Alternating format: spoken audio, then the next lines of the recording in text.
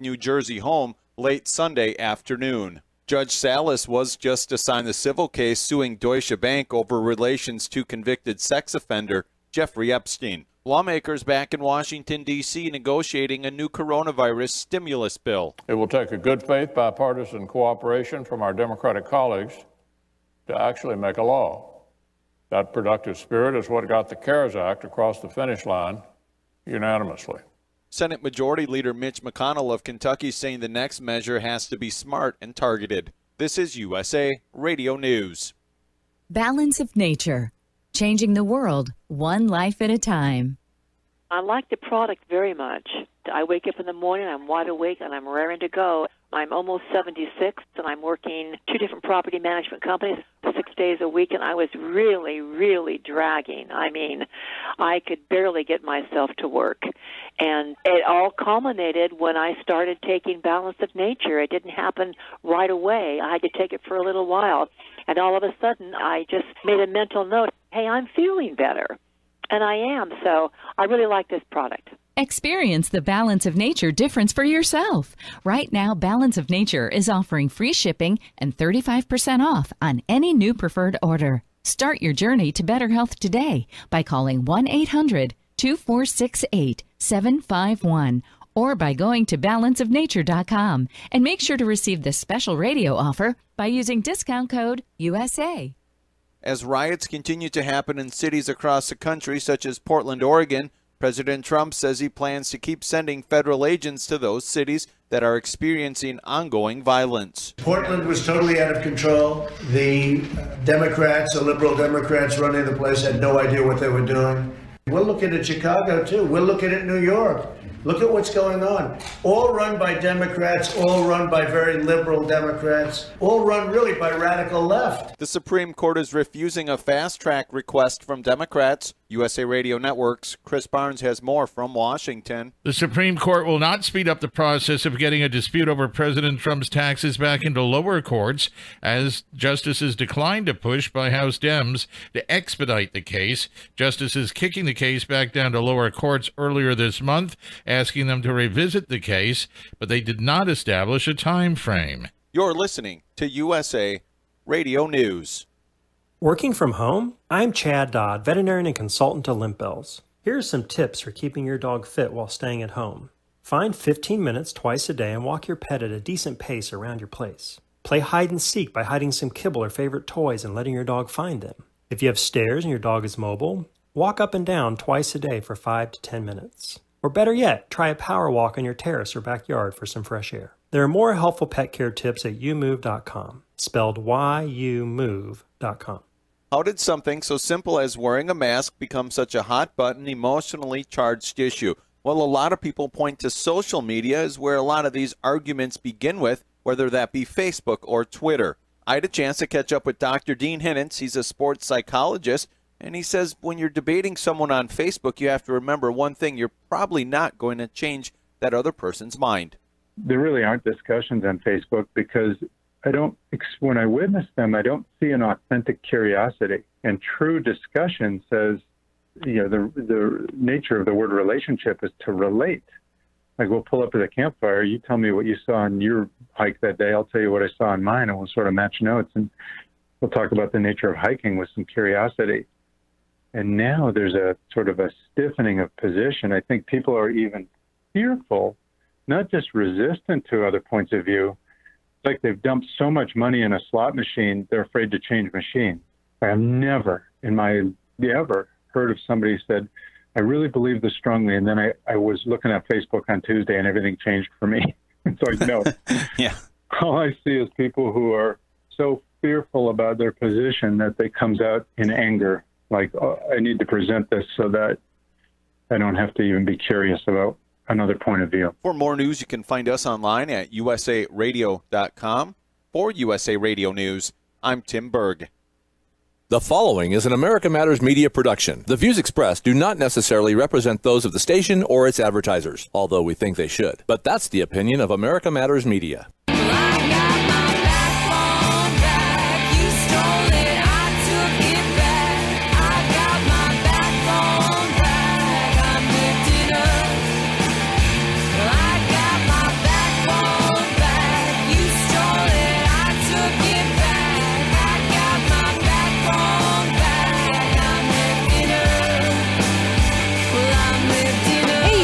Welcome to What's the Story? My name is Janice Hermson. I'm your host, and I'm here with my co-host, Ed Knoll. Howdy. And Mr. Doug Ashby. Oh, thank you. Yes, we're here today hopefully having a grand old time. That's what we're looking to do.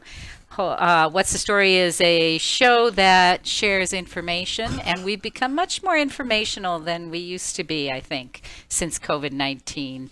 I've kind of changed the direction of the show a bit. We'd like to entertain you as well, but anything that we can do to inform that doesn't incite and that doesn't aggravate you is what we're trying to do, at least. Work towards your passion. Oh, no. That was part of the criteria? Yeah, no aggravation, hopefully. And my co-host, April Kempler, will be along the way here in a bit, and we'll welcome her when she comes on. Well, my compliments to the sign hangers. Oh, they look beautiful. It looks good, doesn't it? Yeah, beautiful. Yeah, we did all right. That was Doug and me. Oh, there's April. April, welcome. Hi. I see you. Better late than never. That's right. That's okay. We knew you'd be here. So I was having a little bit of I still can't find it. I can hear it, but I can't find my phone. Oh, all right. Very good. Happens to me all the time. I lose mine at the office. Turns out it's like up on top of a file cabinet somewhere. Right. It's the craziest thing. Yeah. Yeah, the dust up there. Yeah. No, when you're like, okay, do the phone finder. I already know it's here. The phone finder doesn't do anything. It should buzz or something when you find it, right? Shouldn't it make a noise? I just have Fox call it. It doesn't matter. If it's off, you can't hear if it died. Yeah. No, it wasn't off. It wasn't dead. It was the volume was off. Oh. So it's ringing on my Bluetooth, right? Doesn't do me any good. Hard to find. They'll have to come up with something different than that. Some blaring alarm that comes on. I forgot I was wearing my kerchief. Mask / kerchief. What's your kerchief? It's for his mask. That's just a fancy way of saying snot rag. Oh, uck. That's uck. Yeah. Well, it is allergy season. Have you noticed how few people have symptoms now? Nobody has any symptoms because you're going to put them in the death room. That's true. It's very true. So I do want to cover a little bit about what's been going on. I thought I had more time to prep, actually, so I don't have my numbers in front of me yet, but I will get them quickly because I want to share some data with you that's coming directly from the CDC this week. Last week I used the COVID tracking project, and this week I decided to go direct to the CDC to see kind of, how does that compare? What are we looking at? Because it appears that we're in in Nevada, we're like a orange state or something. Yellow. Is it yellow? Yes. Okay, sorry. I thought it was. Don't apologize to me. I just read it, and I read it. That was Carson City was yellow. I saw that in the Nevada appeal. Shoot! I just closed everything, gang. It was Carson Now or Nevada appeal, one of those. Well, I'm going to go from my memory because all my stuff closed up. So apparently I wasn't supposed to read from that. But what I'm going to tell you is that I looked up the flu statistics because, we don't like to compare to the flu because this is different. However, I wanted to see how many deaths in an annual that the worst case is. And it turns out it's like between 22 and 26 per 100,000. Right now, Nevada is at 22 per 100,000. So I guess in my mind, this is a really devastating disease, right? I mean, virus, sorry, not a disease, it's a virus. And it's supposed to be really, really, really bad. And if you do those same numbers with each state, and as soon as I can get my Google Chrome to come back up, I will post that. But it's supposed to be so bad, I would have thought our numbers being coded kind of in the bad area, we're 26th on the list of deaths, that we would be, looking at higher numbers than that. And of course, I don't want that. But I think that from the standpoint, I'm going to post a number of links on the What's the Story page with the purpose of that if you're one of those people that's kind of analytical or somebody who's maybe a little bit of afraid or feeling anxious about what's going on, this will give you data that's direct from the CDC. So you can not like the CDC, and that's okay, but that is where the numbers are coming from that everybody else is extrapolating. So take those numbers, take a look at them, and see how you feel being in your state, because I know Maryland's a little worse, and I know that we've got a listener out there in Maryland. So take a look at that and kind of decide how you feel about it. Decide what you think, where you sit in that picture. Because for me, I'm feeling like, yep, we got to be careful. Yep, we got to, do some of the things that they're saying because, it's probably in our best interest. But most of our deaths and cases are in Las Vegas. We had 101 deaths here and over 500 in Las Vegas. So do that 20%. Comparison as well.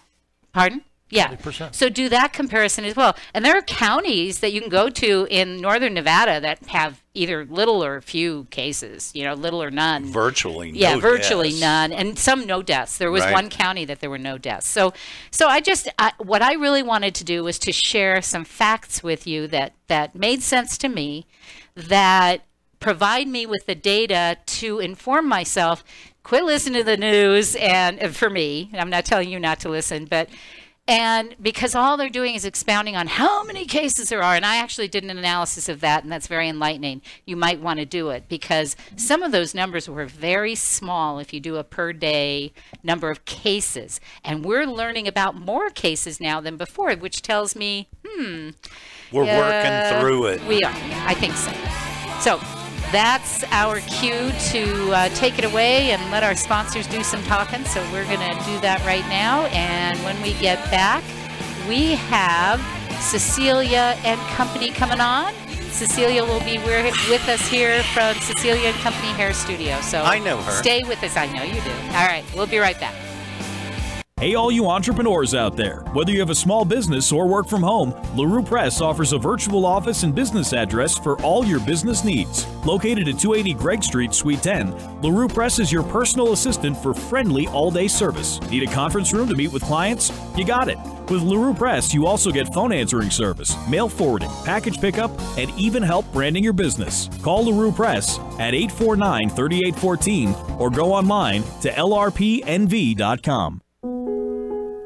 As humans, we ask ourselves all kinds of questions.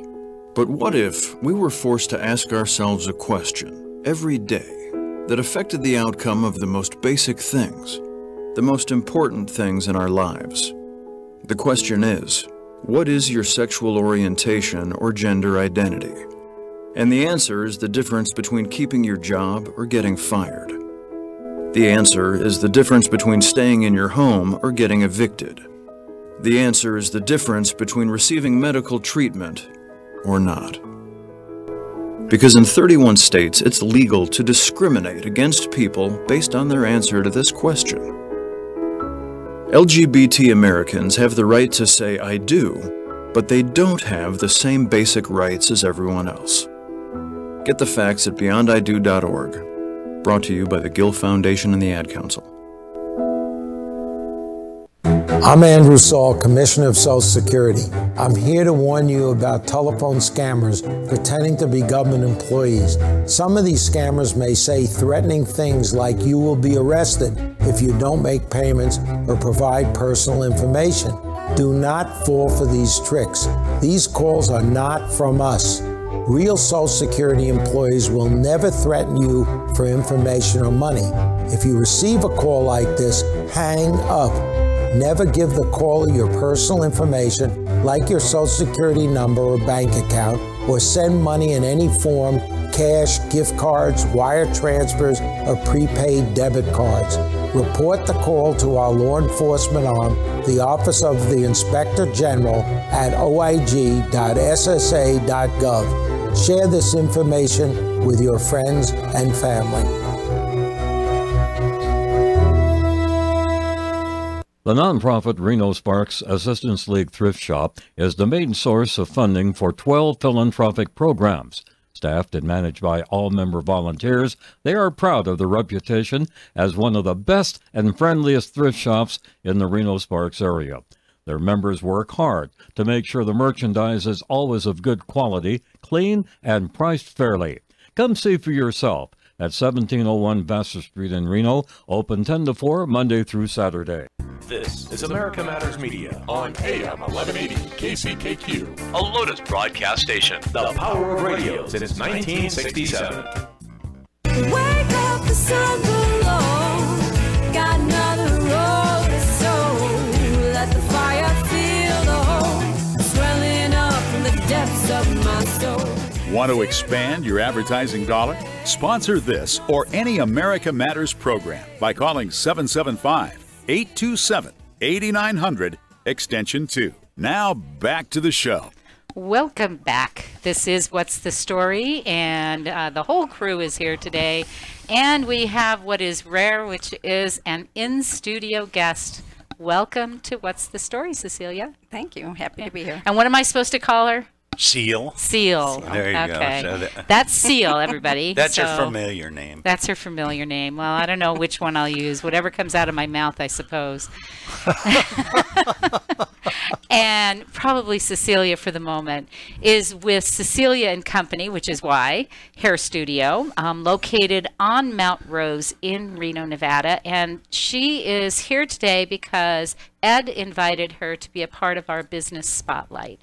I am pleased to say that since the COVID-19 has started, we decided that it was important to spotlight businesses much more directly and make it real clear that, you know what, these folks are still here, we're hanging in, and we're not letting this get us, right? No kidding. Absolutely. You know, Cecilia and I go back. She's the second person I met in Reno that I recall. I think not the second oldest person. No. Go easy on that, buddy. Yeah. Wow. You know what? That okay, was. What was that? You can smack him the next time you see the first oldest person. So that was poorly said. Yeah, right. But the second person I met in Reno was Cecilia. I remember Dana being there while I was getting my hair cut, and I know she was no more than 2, and she's pushing 24 now. Yeah. Hard to believe how time flies. In the credits under my haircut, go to Cecilia and Company. I was going to say, yeah. And yes, and that's a lot of credit for somebody who hangs with someone that does their hair for over 20 years. That's pretty awesome. Ed's been a very loyal client of mine. That's wonderful. You know what? When things are good, you just go with it, don't you? It's true. It's very true. And I want to keep his hair. What? I missed that. What? Go ahead, April. Tell him again. And it's good that Ed has managed to keep his hair. Well, I'm fortunate that way, right? It's like the coronavirus, no choice, right? It's just there or not. That's pretty funny. But we enjoy our conversations so much that if he lost his hair, he'd have to come in for a buff. So that is so funny because Cecilia and I, in Boys and Girls Club, I coached her grandkids in basketball, and know her son Wes, and actually husband Cliff, and whole family. It's really been awesome. Grandkids. When I was down in Orange County, I went to the same barber for 30 years or so, a Mexican guy. One of the things that I learned was you never talk affirmative action to a Mexican barber. I don't know why. That actually is one of the subjects Cecilia and I cover quite often, right? Well, I want you to share a little bit about your background, what you did prior to coming to Reno, and then talk a little bit about your shop. I've always had a small shop, private. I worked for a large company for a couple of years to build clients. I don't enjoy that atmosphere. It's not my cup of tea. So are you solo? Are there other? I'm solo, except I rent out 2 rooms. Okay, so you do have other operators there besides you. But they're not hairstylists. Oh, okay. You mentioned you were on Mount Rose. There's 2 Mount Roses. There's one in town and there's one south of town. Mount Rose Street is in Midtown. That's where I am. Right, and then Mount Rose Highway is south of town. Right. Good point. Yeah. Yes. For anybody who lives here, they might want to know that, right? Yeah, you used to be over on Kazaza, right? That old gas station over there. When I first met you, you were there. Right behind, and then 6 blocks over, I moved 6 blocks over to Mount Rose Street. And I've been there for about 12 years, I think. So you opened up here in 1994? Correct. Is that when you moved here, was in 94? I moved here in 1990 from Illinois.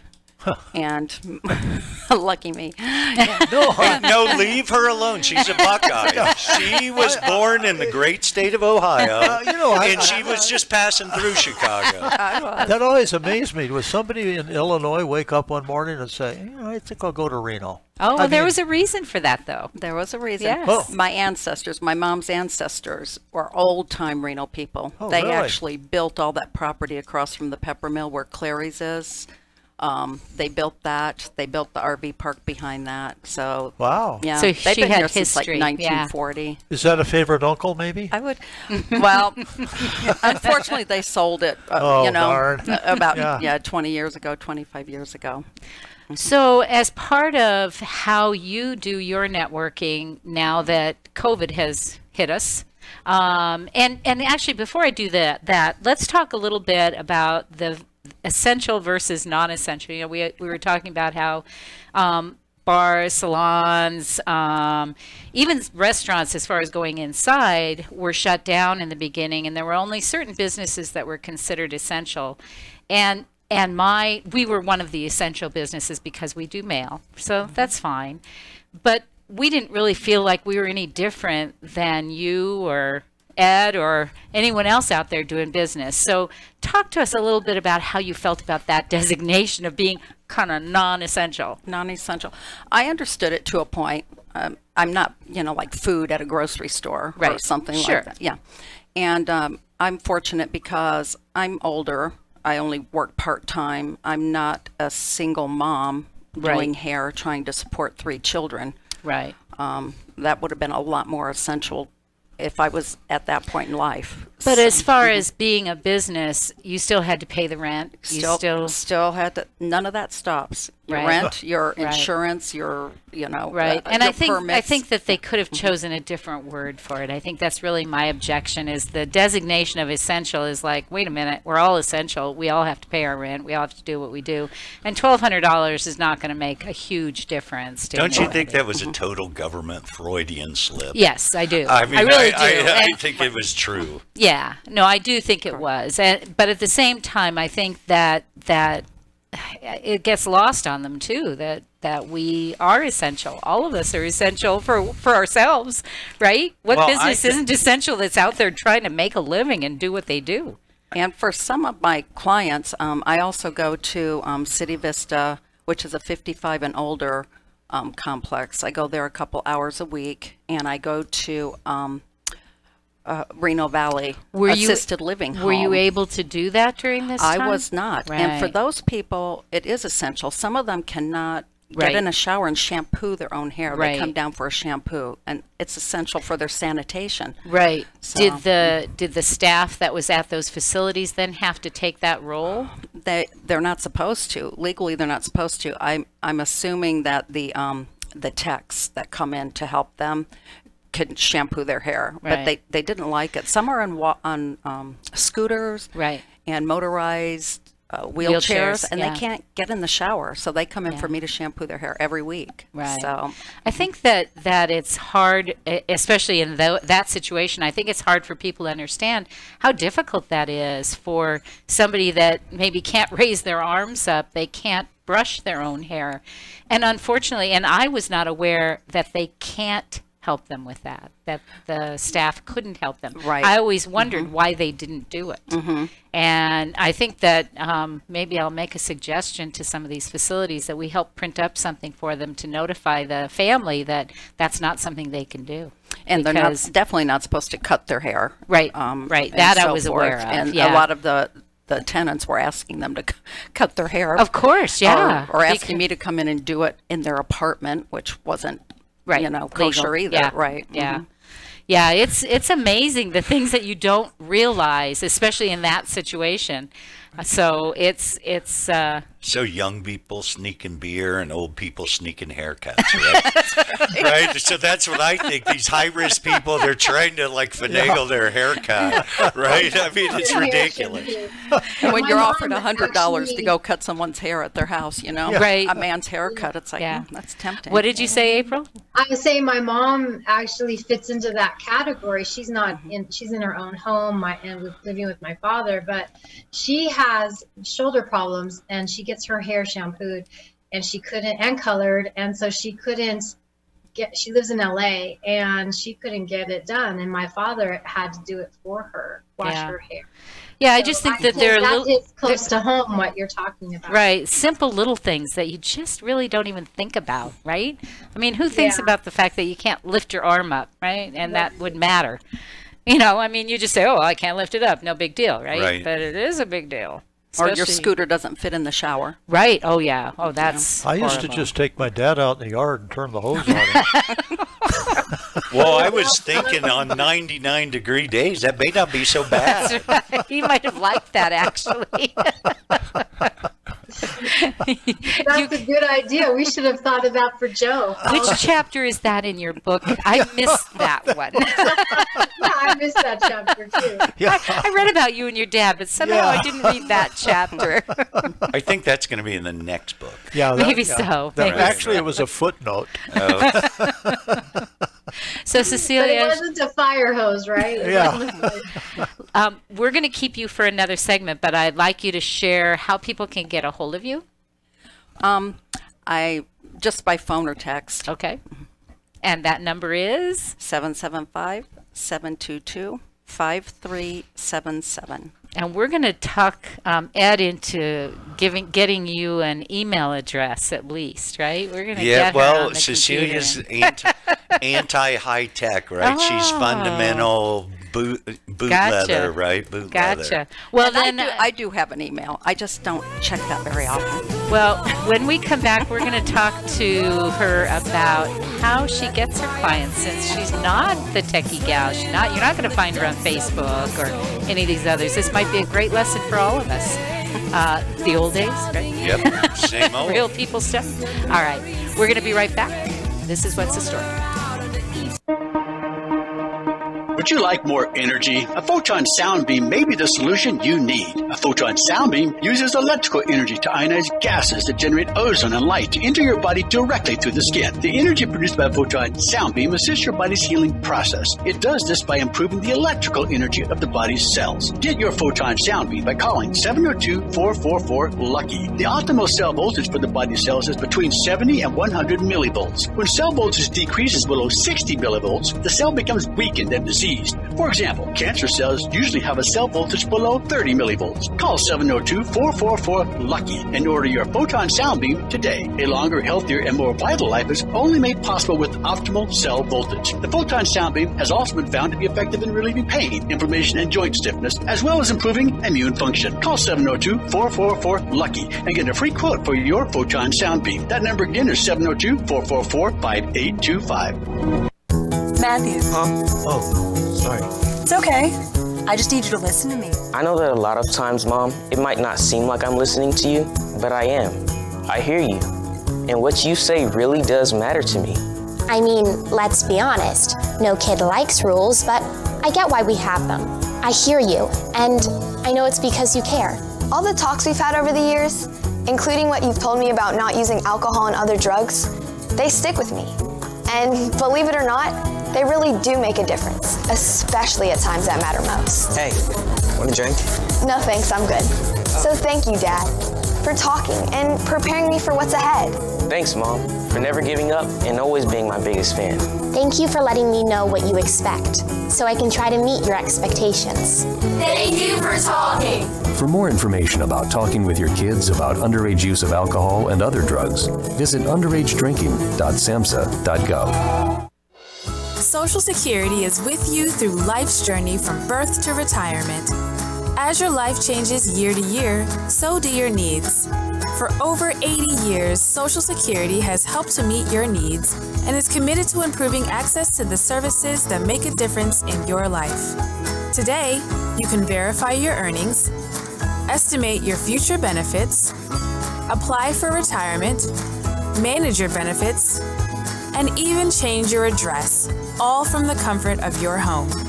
Social Security's online services help put you in control with secure access to your information anytime, anywhere, allowing you to spend more time with family, friends, or simply just enjoying the day. Social Security, securing today and tomorrow. See what you can do online at socialsecurity.gov. Produced at U.S. taxpayer expense. This is America Matters Media on AM 1180 KCKQ, a Lotus broadcast station. The power of radio since 1967.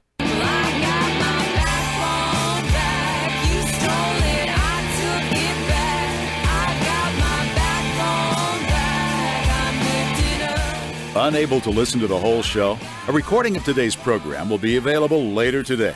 Visit americamatters.us and click on the podcast link. Now back to the show. Welcome back. This is What's the Story? And, you know, Doug is always laughing when we come back. It's like we just told a joke. And we didn't. I promise. Yeah, not that I heard. I didn't either. Right. But he's always chuckling. That's an active mind. That's all. Just that little whisper giggle or something. Yeah.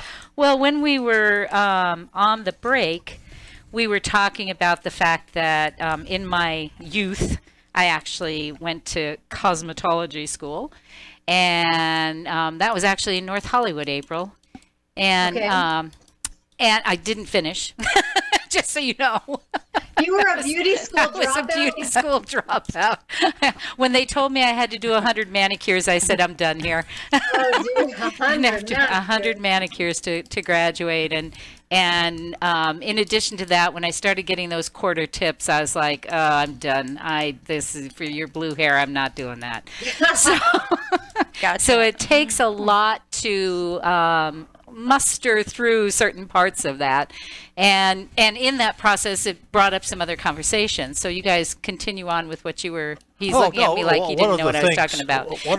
One of the things that was a memory jog is that my mom was, I don't want to say a beautician. I guess, I don't know. That's what it was. Yeah, it was Well, I mean, but in vogue now is a hairstylist. I thought that was a good thing. Yeah. Well, yeah. I'm sure it's racist or sexist or something. Just go with it. One of the ists. You would have thought she was a psychologist because some of the stories that she would bring home and tell. And one of the things that I always took away, you're young and listening to these stories is, I used to come away with thinking, oh man, I'm glad I belong to a normal family. Well, as you grow older, you realize there's no such thing as normal. But really, I'll bet you have lots of interesting stories that people tell you, don't they? Exactly. I do some real interesting characters, and you would never know to look at them. Yeah. Korean War vet. The first woman who graduated out of Iowa University. Wow. I did a WAC nurse from World War II. She's since passed away. Some of my elderly clients, they were my very favorites, but many of them have passed away by now. I love when Ed and his son Fox come in because we talk sports all the time. We're big sports buffs. I can't get a word in edgewise. Yeah. Oh, yeah. We believe that, don't we, Janice? Between my Cubs, my Chicago teams, because I'm from that area, and Ed with Ohio, and Fox knows the statistics on everything. I said he should be. That's what he should be. I don't know where he's going with that stuff, but in my segment coming up, one of the things I'm going to talk about is personal. When we saw you and the hair, he's like, I need a haircut. He just like threw up on you because he was so happy to talk to somebody, right? I mean, he loves Cecilia, man. But anyway, I don't get to talk at all. Been doing his hair for 16 years, and we're comfortable with each other. Yeah. That's wonderful. Cecilia has a grandson the exact same age. And a granddaughter. Fox. Yeah. Grandson, granddaughter, and they played basketball with Fox. But I think that that's also part of that profession is that, and I will tell you that at 18 I was not that person. That was not my strength. I was very shy, very introverted, really, very introverted. I'm a writer. Come on. So that really wasn't a strength of mine to get out there and be real interactive, I guess, with people, and that's real important in your profession. It is, and I wasn't the type who wanted to go to college for 5 years. Right. I already had one child, and then I had 2 more, so I had 3 children. I'm like, what profession do I want to get into? And I'm so glad the trades are coming back. Right. That trades are important. They always have been, They but all have. of a sudden people are Yeah. talking about it again. Right. Like trades are important. Yeah, I Not agree with everyone that. wants a 5-year degree. It's So- true, you know, as I watch my grandkids growing up, and you think, well, you know, which of them will want to go to college, which ones won't, you know, and it's okay to think that now, where before it was like, oh no, you gotta go to college. So I think that it is important to recognize that there are other things to do out there besides, you know, depending on where you are as far as what you want to do. And I knew when I got out, I was saying off air, I was college prep, and I was like, I don't want to go to college. I'm done. I don't want to do this. You know, that just wasn't what I wanted to do at that time. I liked college so well, it took me 10 years to get a 4-year degree. I know. Don't they call that a professional student? Right? No, if he was a got it done. he'd still be teaching if he was a professional student, right? They never leave. They go from student to teacher. Absolutely, yeah. Well, I would have been a teacher, but I soon pinched their heads as look at them. That never worked out well on a resume. So now that we're in this situation where it's pretty tough to get in touch with people, and at least here in Reno, you've got a limit of, I don't know, 10 or whatever, and I have no idea what the numbers are anymore. How do you go about finding new clients when you are, because clients come and go. They're not all like Ed that stay there for 20 years. When you find a good thing, stick with it. I know. That's true. Next time you're dating, I'm going to remind you of that. Best I can tell, and Cecilia knows this one great, right? Best I can tell, I haven't found that. That's yet. right. That's right. I haven't found that good thing yet. But that's okay. Yeah. Just giving you a bad time. I deserve it. Because I can. I deserve it. I've seen you through a few relationships. I'm sure. Well, right. 20 years or whatever, 22 years. I'm glad there's been a couple. So I really don't network. I'm at the tail end of my career. I work about 25 hours a week, and that's all I really care to work right now. I don't take walk-ins, but just word of mouth and referrals. I still take referrals. I still do word of mouth, and that. If I were younger, I'd have to do a lot more networking, or if I were supporting a family right now. Right. So, and do you find that the people that you have are staying with you despite everything that's been going on? They are. There's only 3 clients who haven't come in yet, and I know why, because they're living with people who are compromised. Yes. Or 2 of them, their mothers are going through chemotherapy, and they visit them. So they're still being very, very cautious. Right. But everyone else has come back. So. Well, that's good. That's great. Yeah. Tell us again where you're located, and anyone who's in Reno, I want to make sure that you listen up to this and maybe say hi to Cecilia and shoot her a text. She's one of us. Yeah. Come in and tell me your problems. Like a bartender. Well, hold on. I don't know if you want to be grouped with us. I just assumed you did, but maybe you don't. I'm a bartender with scissors in my hand. Say it again. That reminds me of Steel Magnolias. Just exactly. I used to do a group every Friday, and they've all passed away, but they were my Steel Magnolia group. Oh, okay. And they got to know each other. They got to socialize with each other. There were 3 women who'd come in, and we were the Steel Magnolias. Yeah, celebrate each other's birthdays and everything. So, well, that play was strictly the only set was the salon. The whole story was told by everybody telling their story in the salon to the hairstylist. So it's wonderful. And I always think of that every time I go to a salon. What stories have they heard? Oh boy, I could tell you. Yeah, I could tell you some. So I would think you potentially have author in you. right? You have this collection of like short She stories. smiles slyly. Right? Don't you have a collection of short stories from all these stories? I take notes. There you go. See? You know, what's interesting about talking about, we're all perking up towards the top. And when I was down, you didn't want to hear that, did you? I'm really aware of that. That's an old coffee maker. Yeah. When I went down and I was in Orange County, and I thought, I'm going to, this guy that cut my hair for so many years, I thought, I'll see if he can cut my hair again. And I went there, sure enough, he was there. He's 82, 83 years old. He can't hear real well. I sat down in the chair. I can't hear real well. An hour and a half later, during this haircut, I really don't remember telling him I wanted a butch. Well, that's the thing. I saw through this layoff. I don't want to retire. Yeah. I couldn't wait to get back. So I'm going to do it as long as I can. I have my regular clients who I enjoy. It's my social time. Right. And I enjoy it. And we just figure as I get older, I won't be able to cut. I'll give a horrible cut because I can't see, but they can't see either when they look in the mirror. That's right. So they don't care. Yeah, they don't care. Yeah. Well, that's a great evaluation of your future. It hasn't deterred me yet, right? It's interesting about he's renamed his barbershop. It's called Grumpy's. So Did he recognize you? I don't think you should rename yours. I'll have to think of something good. And once again, located at 105 Mount Rose Street, Suite E, and the phone number to reach Cecilia is 722-5377. I'm going to also put that on our What's the Story page.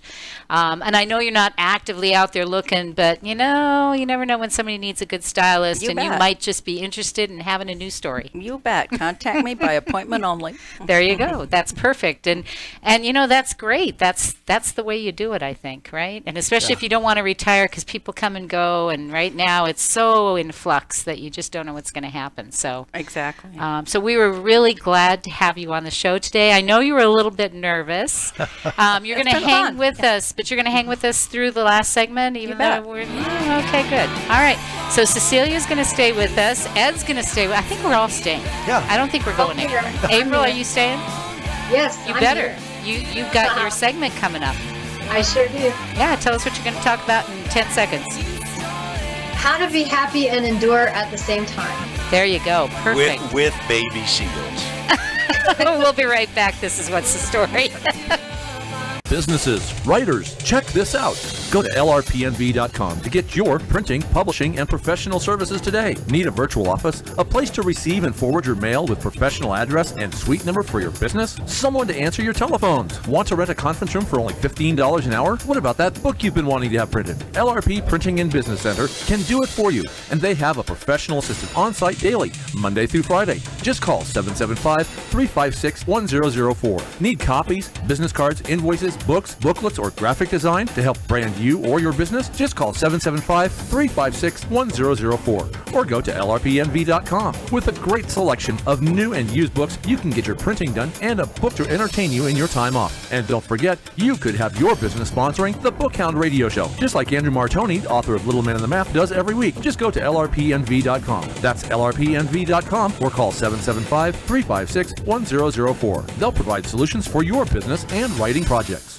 Destination Midtown. Experience the difference. Reno's premier shopping extravaganza. Everything imaginable and more. Midtown matters. Get down to Midtown. Ponderosa Meats, the anchor of Midtown since 1954. USDA choice, USDA prime cut. Ponderosa grass-fed beef. Call 775-322-4063. Ponderosa Meats, tradition, quality, and prime service. Midtown Reno. Experience the difference. Get down to Midtown. Midtown matters. I know I need to pay attention to my health, but I just can't seem to find the time. Between rushing to work and taking care of the kids, there's not much time left over for me. So I decided to start small by eating more fruits and vegetables and being more active. And then I got the family to make some changes too. We started by keeping a bowl of fresh fruit on the counter, and I limit the amount of sweet snacks I keep in the house. I've also found some creative ways to add more vegetables to our meals. We're taking more walks, and on the weekends, we head down to the pool at the rec center. It doesn't happen every day, but it does happen. You don't have to change your entire life to be healthier. Just make some simple changes and include your family. You'll see how easy and fun it can be. You can make a difference. Eat smart, play hard. And when you do, your kids will too. A challenge from USDA. The nonprofit Reno Sparks Assistance League Thrift Shop offers quality merchandise, including a selection of women's and children's apparel and shoes, books for every age, baby clothes, accessories, sporting goods, toys, housewares, linens, home decor, and seasonal items and jewelry, all at affordable prices. Come in the shop, donate, or join this all-volunteer organization. Assistance League Thrift Shop, open Monday through Saturday 10 to 4 at 1701 Vassar Street in Reno. This is America Matters Media on AM 1180 KCKQ, a Lotus broadcast station. The power of radio since 1967.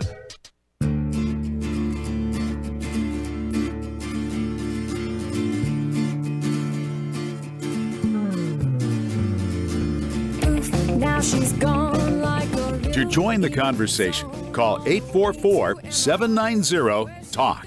That's 844-790-8255. Now back to the show. Welcome back. This is What's the Story? I'm Janice Hermson.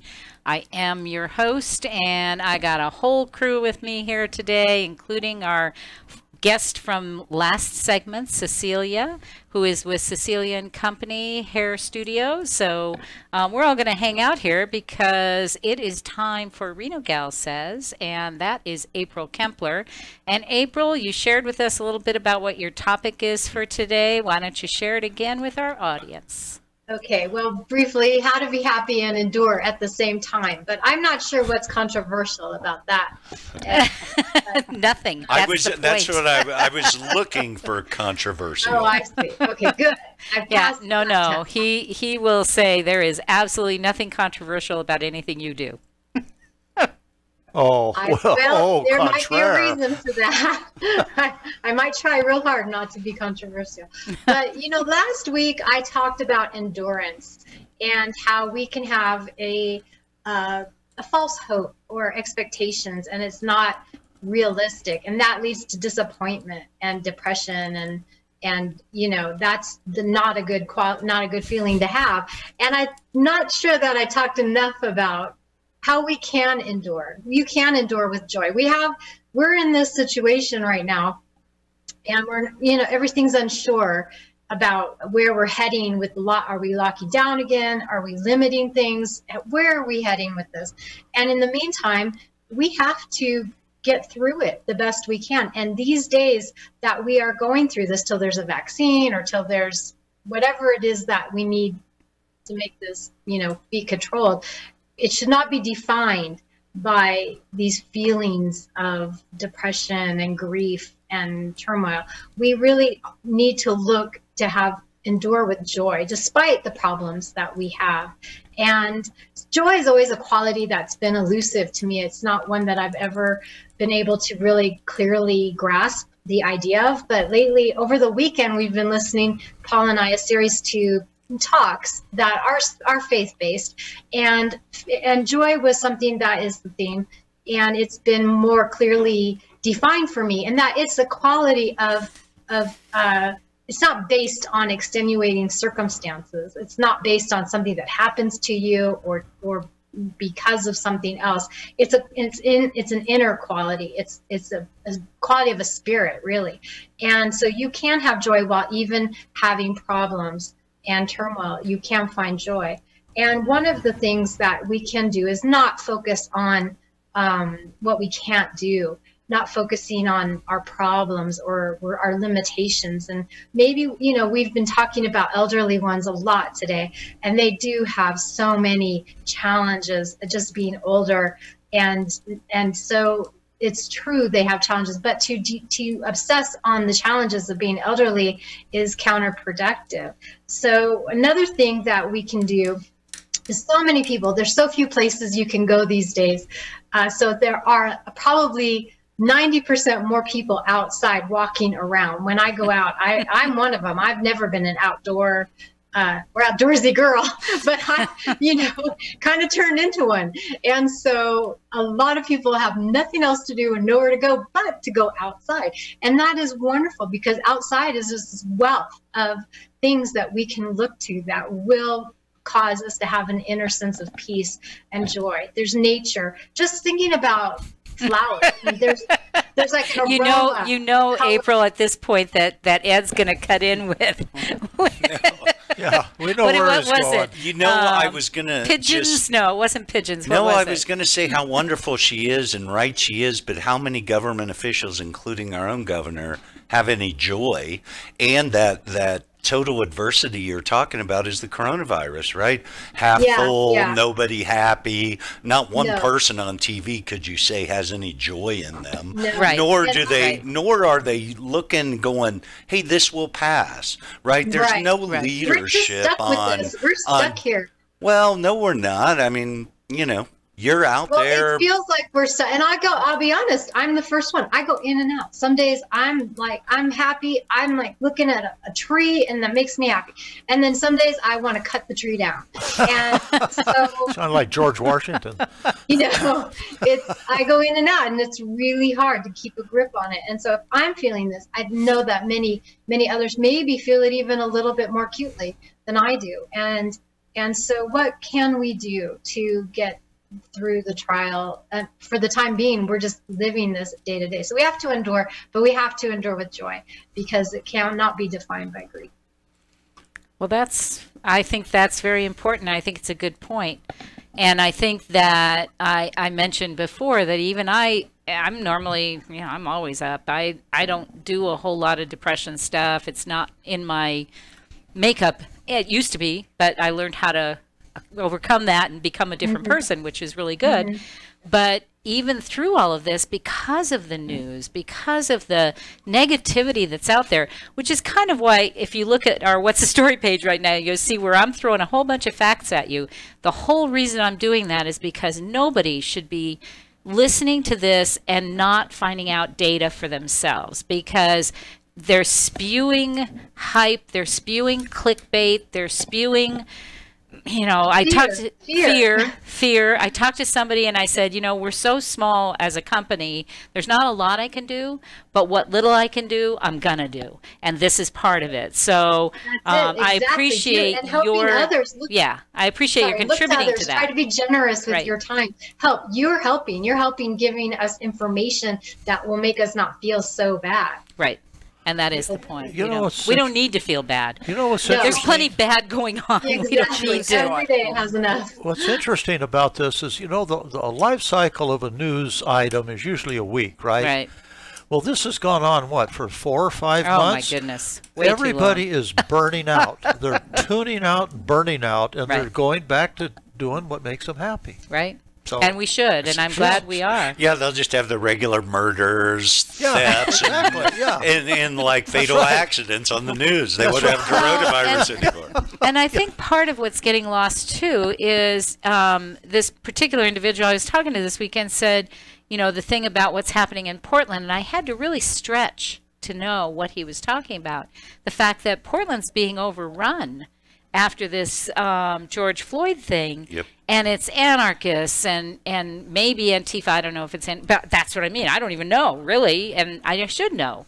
I normally keep up on things like that just to be aware, not to fret over it. But it appears that the people that are there, the mayors and city whatever, are doing nothing to really quell that and trying to blame the feds for coming in and doing stuff. Seriously? I don't know. I just don't buy it. I think it's your city. Get it under control. Taxpayers paid for that police station, best I know. Yeah. Well, this is Portland, not Seattle. Oh. That's what I mean. You don't even know. It's contagious. Right? Well, I did hear. We've all sort of checked out, haven't we? Yeah, we've all checked out. We've said, oh, whatever. Well, there's lots of news out there. We'll just see what's left standing when this finally blows over, I guess. Right, I guess. Yeah, not many statues, that's for sure. Well, to charter as a city, that's the things, the two things that you have to have. Number one, you have to have a police department, and second, you have to supply a fire department. Those are the two basics for chartering of a city. Well, what happened to that? I mean, these mayors, these governors, tell me. It's kind of went by the wayside. That's right. Oh, yeah, well, we can do without a police department. Well, then you're doing without a chartered city then, too.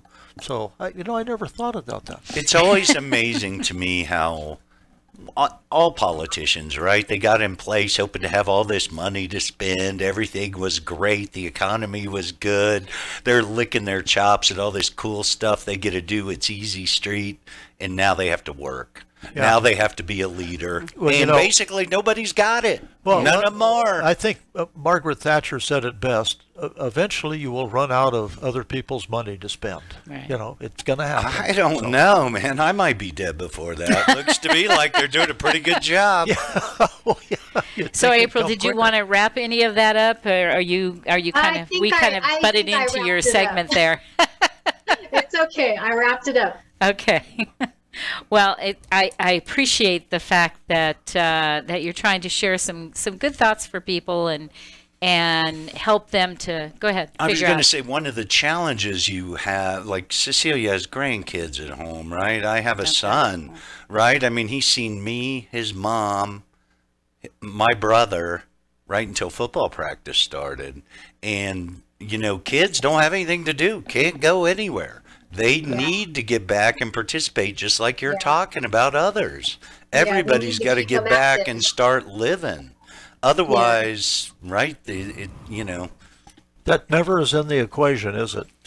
It needs to be. People, just like Cecilia talking about, she's like, I'm not ready to retire, right? She'll work till she's 105. I know her. Well, and I think that's what this did for all of us. Everybody's going to, and everybody's got to do their thing. And right now, there's a big percentage of folks that can't do their thing. And I think that it showed a lot of people what they really want to do versus what they have to do. And that's part of my segment kind of coming up is people are more serious about life. Right. So it tested us a little bit, didn't it? It brought out things in us that we weren't aware of, and hopefully we can change that direction. Brian. Yeah, maybe we can get a spine. That backbone thing, right? That's right, the backbone thing. I love that's our sponsor, one of our sponsors. That's one of her songs. So we have to take our break here for our long one, which is the news, and then we are going to come back for our second hour. And we hope that you'll stay with us, come back to us, whichever it is, and you can listen to the news if you want. I don't think I believe a lot, but I'll be right back. This is What's the Story?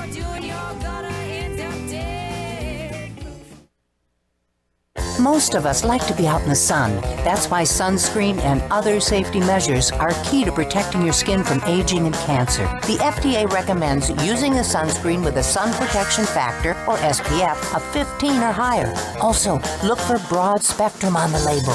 That means both harmful ultraviolet A and B rays are blocked. UVA rays age the skin, UVB rays burn, and both cause cancer. But the perfect sunscreen doesn't count if you use it wrong. Don't need sunscreen on a cloudy day? Wrong. 80% of UV rays still get through the haze. Only use sunscreen at the beach? Nope. Anytime you're outside, UV rays attack the skin, so you need protection. And you have to reapply sunscreen every 2 hours. Remember, SPF plus broad spectrum equal healthy fun in the sun. Visit www.fda.gov/sunscreen for more information. A message from the U.S. Food and Drug Administration. Over the years, you've brought them into your home. You were prescribed opioids after the C-section, when Dad injured his back, when your basketball star tore his ACL.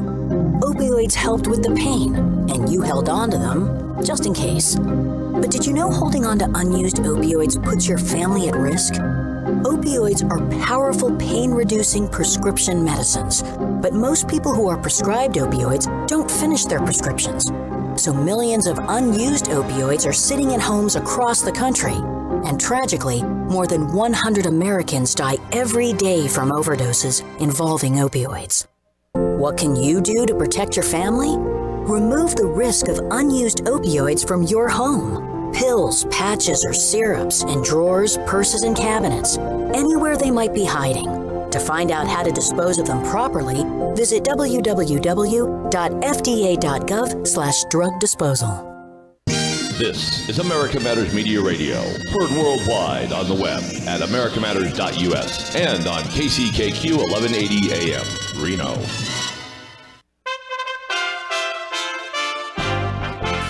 USA Radio News with Tim Berg.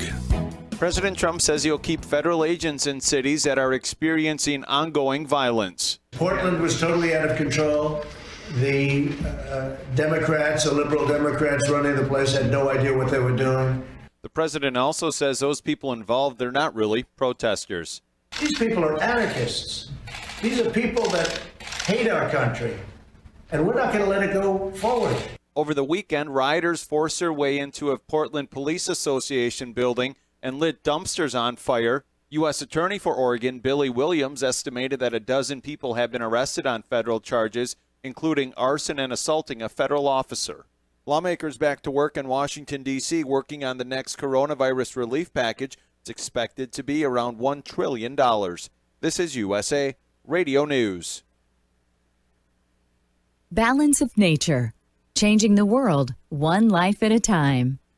I haven't gotten a cold in 2.5 years. My wife can't argue with my track record because she's seen me not get sick. My daughter got sick over Christmas. My wife got it about 3 days after she left. I went through both of them, didn't get sick. I tell people I like to think my immune system is armored up and I'm able to repel these simple, stupid colds. And if it isn't that, then what is it? Because I'd get at least a couple colds a year. And what has changed in the last 2.5 years? The only thing I can think of is I'm taking my fruits and vegetables, the balance of nature. Experience the Balance of Nature difference for yourself. Right now, Balance of Nature is offering free shipping and 35% off on any new preferred order. Start your journey to better health today by calling 1-800-2468-751 or by going to balanceofnature.com, and make sure to receive this special radio offer by using discount code USA. There's promising news about the development of a COVID-19 vaccine. Here's USA Radio Network's Chris Barnes. Oxford University and pharmaceutical giant AstraZeneca say their potential coronavirus vaccine is producing a strong immune response in its early stages of human trials. Researchers say the vaccine produced both antibodies and killer T cells to combat the infection. The vaccine was found to be well tolerated as well, with no serious adverse effects. For USA Radio News, I'm Chris Barnes. As debates continue around the country regarding when to send children back to school amid the coronavirus pandemic, a North Carolina teachers union is calling for the implementation of universal health care and welfare benefits for illegal immigrants in order to reopen schools this fall. The Durham Association of Educators is calling for the policy goals to be met before holding in-person classes. This is USA Radio News. Working from home? I'm Chad Dodd, veterinarian and consultant to Limp Bells. Here are some tips for keeping your dog fit while staying at home. Find 15 minutes twice a day and walk your pet at a decent pace around your place. Play hide and seek by hiding some kibble or favorite toys and letting your dog find them. If you have stairs and your dog is mobile, walk up and down twice a day for 5 to 10 minutes. Or better yet, try a power walk on your terrace or backyard for some fresh air. There are more helpful pet care tips at youmove.com, spelled YOUMove.com. A new Gallup poll found that African Americans report experiencing negative treatment by others that falls under a broad category of microaggressions. About 1 in 3 African American adults say that in the past year, people have acted as though they were better than you, while 1 in 4 say people have acted as if you were not smart. When it comes to race relations, former Dallas Cowboys running back Herschel Walker tells Fox News, "We've come a long way, but we do still have a long way to go." Race has been a sensitive topic for a long time, and we have been afraid to talk about it. And today, I think if you disagree with someone, you're called a racist. And I said, these are very, very sensitive topics that we need to sit down and talk and not just put someone down, because I think equality is what we need to be looking for. And, it's sort of like with Mark, we have so many things in common and not uncommon, but the sitting down talking is so short that no one want to listen. Right now, everyone is shouting, but no one is paying attention or trying to come up with solutions. Everyone want to put it on the back burner for right now because I want what I want. Well, what you want is not what the United States of America need. What the United States of America needs is to come together as a people. And I mean as a people, not black, white, yellow, brown. You need to come together as a people and solve the problem. For USA Radio News, I'm Tim Berg. The following is an America Matters Media production. The views expressed do not necessarily represent those of the station or its advertisers, although we think they should. But that's the opinion of America Matters Media.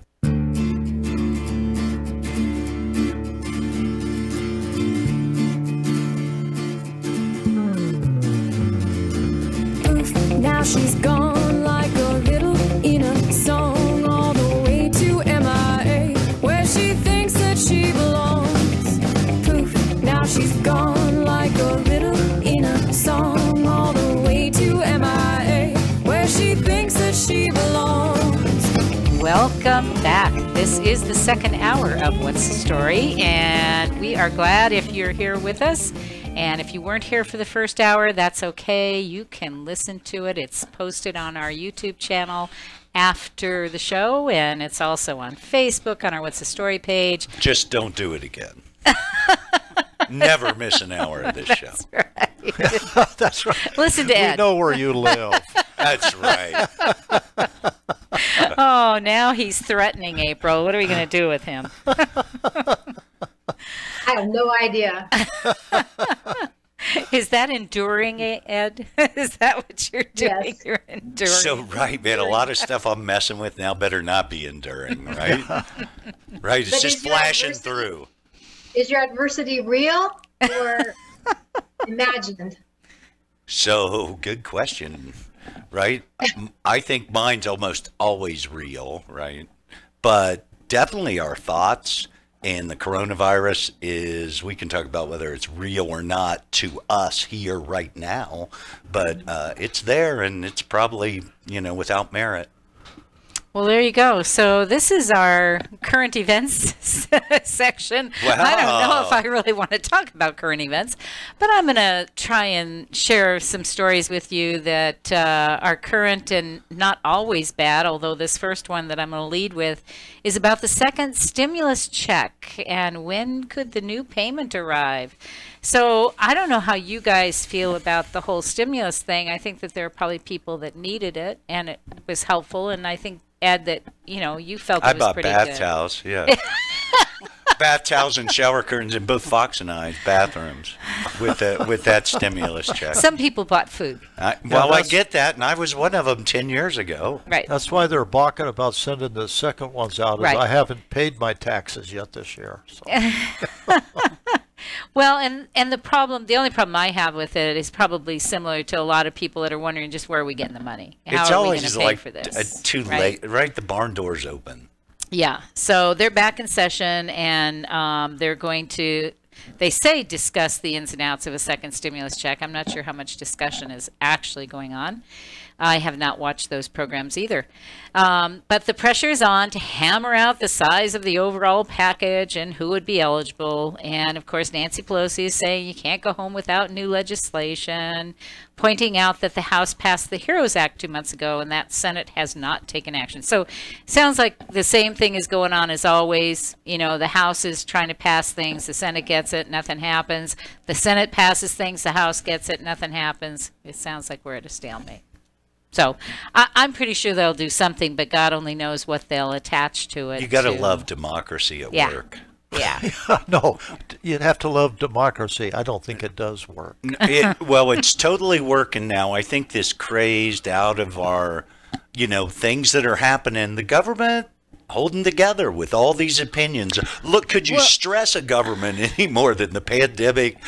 Riots, right? Yeah. I mean, the things that are happening, people getting checks from their government, there's a pandemic, and there's riots going on. You know how they handle it? They become a Republican and don't do a damn thing. Wow. Wow.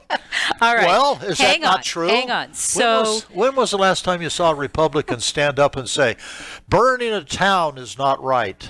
Wow. I do want to say that, speaking about, since you're going to go to the Republican, I'll go here.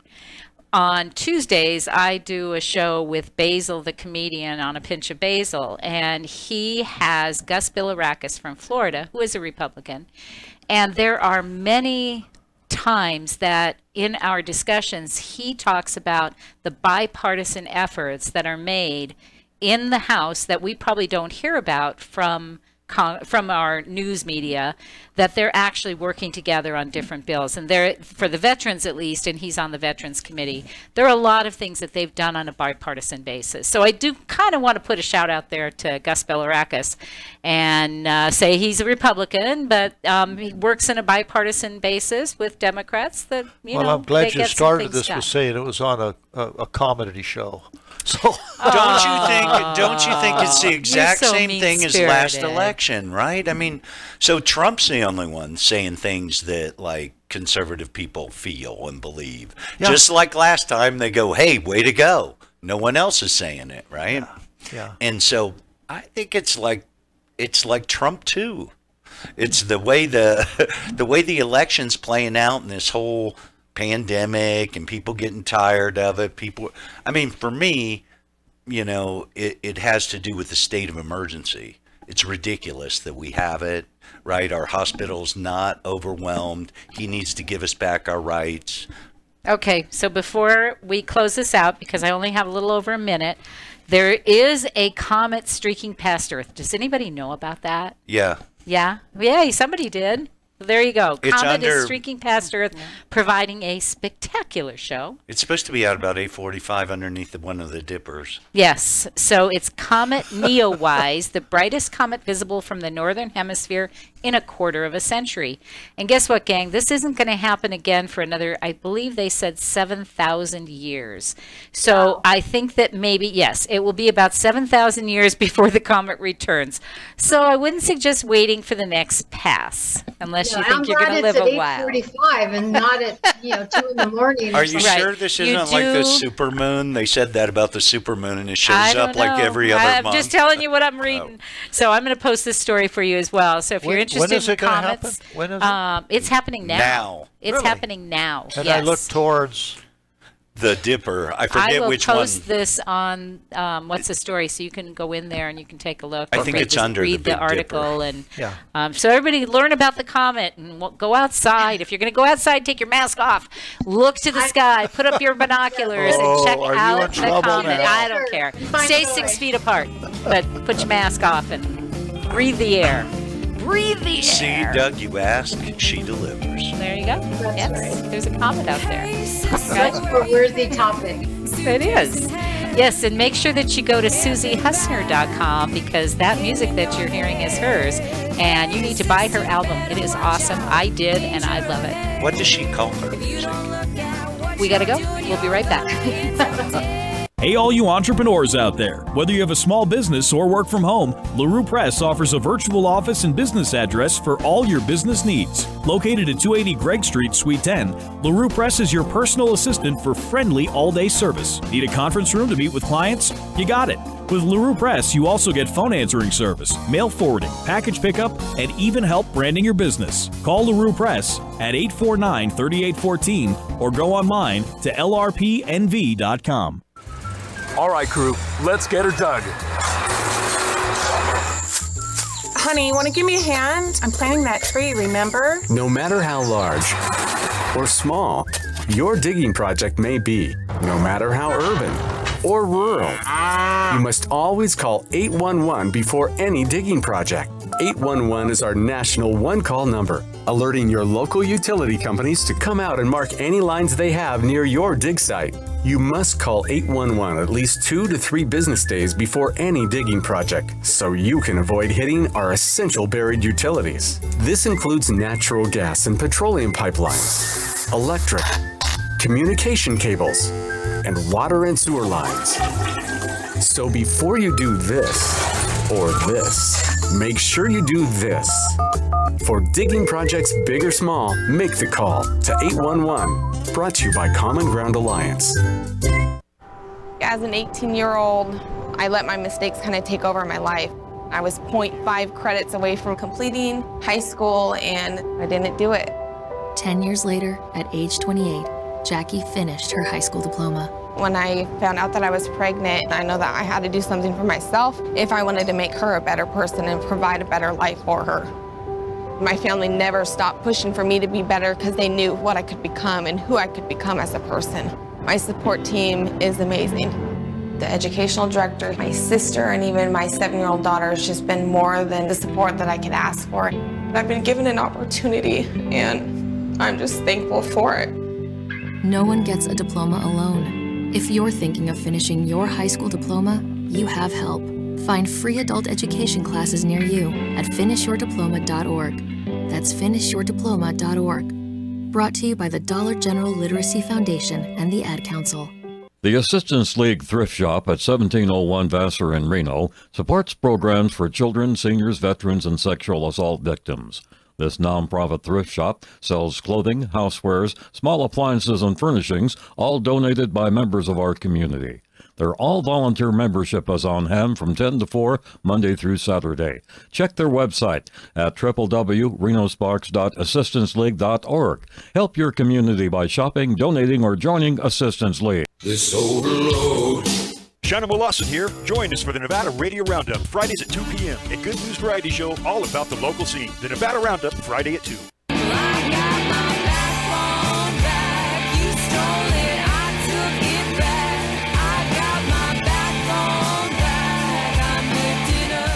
Are you shy and don't want to talk on the air? Text us your questions or comments to 775-237-2266. Now back to the show.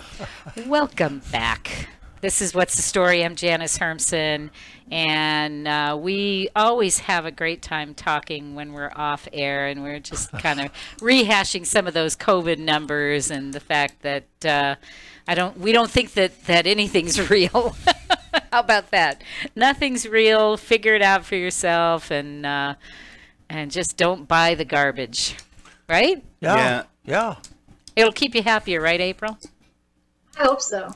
Right. It's kind of like the lotto, right? Everybody knows somebody who's won the lotto.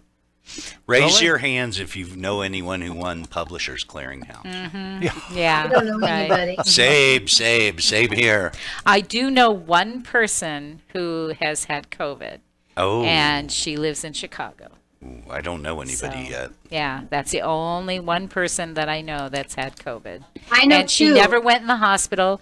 She has a compromising disease, but that compromising disease potentially, I don't know if she does because I don't know that much about her, but it could be that she was taking hydrochloroquine as a result of her disease. So maybe that helped because she never went in the hospital. So it's all nice and simple. Let's just throw hydrochloroquine in there, right? That's just like I know. So now everybody's going to start to yell. Yeah. It's okay. You can yell. I'm not. I was going to say, isn't that President of Brazil using it, and Trump did? There's some kind of thing. But the thing is, she would have been using it for her other disease that she was already diagnosed with. That would be the reason she'd have been using it. So, and I don't know that for a fact. I didn't ask her. But I thought it was interesting that she never, which was good. I mean, God bless that she never ended up in the hospital. But I thought it was interesting because I thought, I wonder if that has anything to do with it. The fact that she really is compromised, right? But she was fortunate. Now she's still suffering. That's still not good, So, I mean, I have a respect for the disease based on that. But at the same time, it just makes you wonder, right? You just question everything then, Well, isn't that what you're supposed to do? I think so. I think so. I don't want to be a blind follower. No. So government wants that, though. Yeah, absolutely. And what does that mean, government wants that? I just don't even understand so that, when they right? give dictates. Who government? So what when government? You're talking about Sisolak crying, basically, because we only had 79% conform to mask wearing. I know. I thought that was so that was good. The most awesome really glass half full good. moment he could have come out with, and instead he berated us and he belittled us, and that was totally glass half full opportunity, and he chose to wallow in the mire and the coronavirus. Oh, you cleaned that right up, didn't you? it's just sad, right? It's just sad watching it. I mean, have you watched that? And they still have the questioners from like the Charlie Brown mics, right? This is the state of Nevada, right? And it goes wah wah wah wah wah wah wah wah. Well, we answered that in our previous discussion, right? That's it. He doesn't answer questions. He doesn't field questions. It's ridiculous. Sometime listen. The opinions stated here are those of Ed Nolan. Well, I saw the disclaimer earlier. That was just for me, by the way. Everyone else has their own. Sometime listen to Gavin Newsom when he gives a news conference. I have never seen or heard anybody talk as long and as much as he does without saying anything. It's the he just goes on and on and on. And it's like brushing my teeth. Yeah. So GD Fenderson says 3 of my cousins had COVID. No deaths. 1 works in a hospital. 1 is her spouse. Their kids are negative to date, and 1 cousin's source undetermined as of now. And GD is in Maryland. So, and I don't know if that's where the family is. GD, if you want to post that, let us know if they're also in Maryland or if they're somewhere else. So, but here in Nevada, it's just been rare in northern Nevada, not in southern, but we're not there. So. I only know one person here, and it's the sister of the person I know. She had it, and I guess she's doing okay. She was younger, That's in her good. 30s, I'd say. Yeah. And Yeah, I it's only know just- one person in California who had it, and he was visiting his mother in her home, a nursing home, and he's in his maybe 60s, and he recovered. That's good. Yeah, well, those are good stories. Those are, we I should think, hear the more norm, of those, right? you know? That's the norm, I mean, think. we know that people are going to get this. That's unfortunate, but it's true. But to hear recovery is awesome. I mean, that's the best story you can hear. And thank you, GD, for sharing that, because that is good. Look at the logistics of a fire department. Now, I talked to my son a lot about this down in Orange County. They have 3 shifts, right? They go out on emergencies all of the time with people, and this goes back to the start. Now, with that 1,000 employees, with going out on a daily basis, treating people, coming back, living with the people that with absolutely no protection, right. For the first 2 months, all 1,000 of them should have it. Well, you would expect that, yes, based on what we're hearing. Well, I wonder how many do. And you don't know? No. Okay, No. Too bad. I was hoping you were to be able to share that with us. Well, maybe your son will share that with us. Yeah. Well, I know he doesn't, so it could be, 999. So says that cousins are all in Maryland with no known pre-existing conditions, unless marriage counts. Oh, it counts. It counts. It definitely counts. We're going to have our little family segment in the next segment, so we can talk about that. Yeah. No, I think so.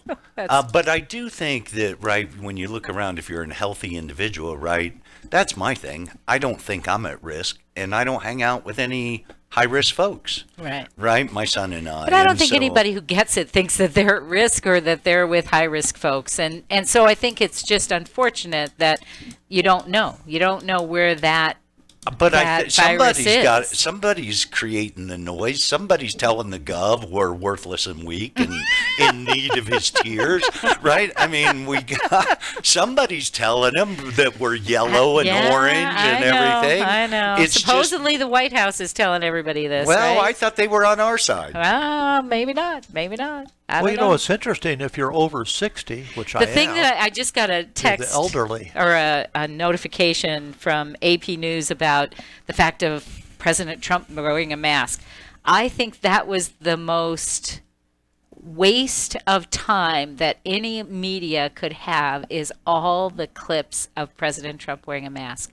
What a waste of time. Is that really news? I just don't think that's news. I don't care. Well, if it's negative, it's news. But that's not negative. That's what he's supposed to do, supposedly, right? And so it doesn't matter what he does. He's damned if he does, damned if he doesn't. Well, but the point is, what a waste of time, yes. right? Why do we need to know? They could sell ad space.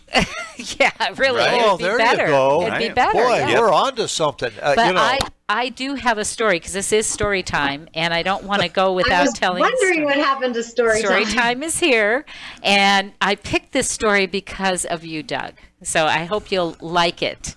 A rescue dog, this is from Sunny Skies, because I looked for a good story, right?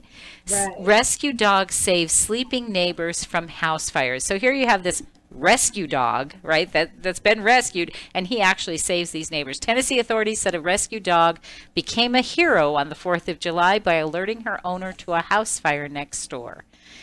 Jeff LeCates said his 3-year-old rescue dog, Rue, was barking frantically unusually at his front door just before 10:45 p.m. last night in the Twin Oaks neighborhood about 21 miles south of Nashville. When he opened the door to investigate, she went flying out. He followed and discovered his neighbor's house was on fire. LeCates immediately pounded on their door, waking the family of 3 and their pets, who escaped unharmed. He used a garden hose on the fire until firefighters arrived. Doug has a story in his book about somebody that he came upon with a garden hose. I know, but garden hoses work. Well, you have to read his book, and you did. I know you know. In a twist of fate, Rue and LeCates would have never found each other if not for the woman who lives in the home that caught fire. The woman is a dog groomer, and the reason LeCates adopted Rue 15 months earlier. She knew that he had lost his German Shepherd. She also knew that Rue, who is a Belgian Malinois, a breed similar to German Shepherds, was in need of a home. She helped to facilitate the adoption. According to Franklin Fire Marshal Andy King, fireworks caused the fire, resulting in approximately $50,000 damage to the home. But what a great story, right? The woman that actually put that dog in his home, ultimately that dog saved her life. So right, isn't that cool. the kind of story That's that karma. makes us go on? Yeah. That's the kind of life I want to live in, right? That's the world I want to live in, right there, right? Well, let's have more of that. Yeah, well, see, I have to hunt for these stories. Because it's an animal story. I know. Animal stories are always good, right? Yeah, they're hard to dispute. I found a cute little dating story, though. It's from BuzzFeed.com or Inc. Uh-huh. It was about a radio interview that became a date. And this woman was a blogger, and she got an email from a radio DJ inviting her on the show for an interview. She didn't know that station. She didn't know who he was, but her mom said, go for it. It could be fun. She said, I met him the following week for the on-air interview. We were engaged 8 months later and will be married 10 years in October and have 3 children.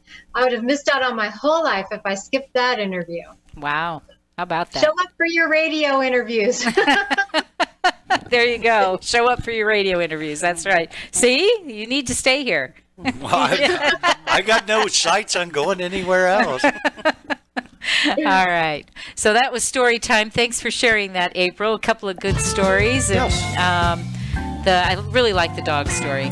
They are always good, right? I'm glad I showed you my Irish setter with his mask on. I know. I thought that was cute. And Doug didn't even know that I was doing this story today. So.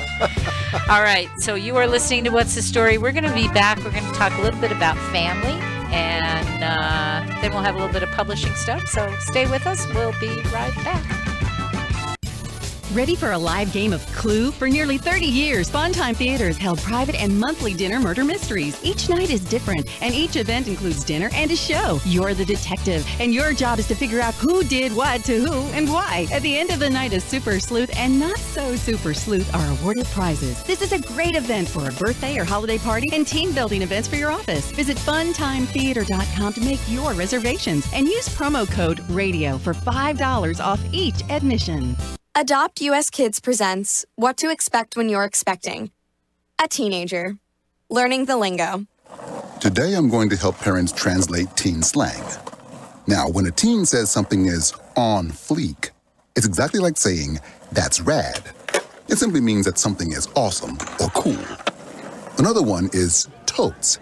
It's exactly like saying, totally, just shorter. As in, I totes love going to the mall with Becca. Another word you might hear is jelly. Jelly is a shorter, better way to say jealous. As in, Chloe, I am like so jelly of your unicorn phone case. You don't have to speak teen to be a perfect parent. Thousands of teens in foster care will think you're, rad, just the same. To learn more, visit adoptuskids.org. A public service announcement brought to you by the U.S. Department of Health and Human Services, Adopt U.S. Kids, and the Ad Council. Hey, Dr. Phil here. I help people solve difficult and trying personal problems every day on my TV show, but there's one problem that's just got me stumped. childhood hunger. Nearly 16 million children in America struggle with it. That's 1 in 5 kids who may not know where their next meal is coming from, despite the fact that there's more than enough healthy, nutritious food out there to feed them all. Now, I don't know about you, but that is unacceptable to me. Luckily, the Feeding America network of good people is out there collecting surplus food and giving hope to hungry children and their families at local food banks all across the country. But let's face it, they can't do it without your help. Join me in supporting Feeding America and your local food bank at feedingamerica.org. Brought to you by Feeding America and the Ad Council. Together, we can solve hunger. Together, we're feeding America. The all-volunteer nonprofit Assistance League, Reno Sparks, is working to improve lives in Washoe County. Annually, they provide new clothes and grooming essentials to over 3,000 children through Operation School Bell. Students in Transition addresses needs of homeless teens. Find out more by visiting their website, renosparks.assistanceleague.org. These activities are funded by Assistant League's thrift shop at 1701 Vassar Street, open 10 to 4 Monday through Saturday. This is America Matters Media on AM 1180 KCKQ, a Lotus broadcast station. The power of radio since 1967. Wake up, the sun below. Got another road to sow. Let the fire feel the hope swelling up from the depths of my soul. Want to expand your advertising dollar? Sponsor this or any America Matters program by calling 775-827-8900, extension 2. Now back to the show. Welcome back. This is What's the Story? Janice Hermson here with all my co-hosts, and Cecilia from Cecilia & Company Hair Studio has hung in there with us the whole time. Cecilia, thanks for staying with us. I'm enjoying it too much to leave. I thought I was going to have to like twist her arm to get her to come in the studio to begin with, and now she doesn't want to go. Isn't that awesome? That's good. She's a mic addict. Seems to happen sometimes. Yeah. So it is now time for Ed, and Ed decided that he wanted to talk a little bit about family. Family focus, I guess that's what I would say, yeah? Well, I think that it's getting lost a little bit, right? And I've noticed, you know, in my business that people, young folks, have pivoted with respect to their careers, right? What's important? I don't want to be doing this. I'm looking forward. I want to be doing that. And I've noticed... Do you think that's just as a result of this COVID thing, or is that just overall? I think it's a result of shelter in place, right? I think that's what I wondered. Yeah, I think it's people staying together. Everybody's together families now, right? Close, and they have time to think and talk. Actually talk. And I Not think text. that people are like done, right?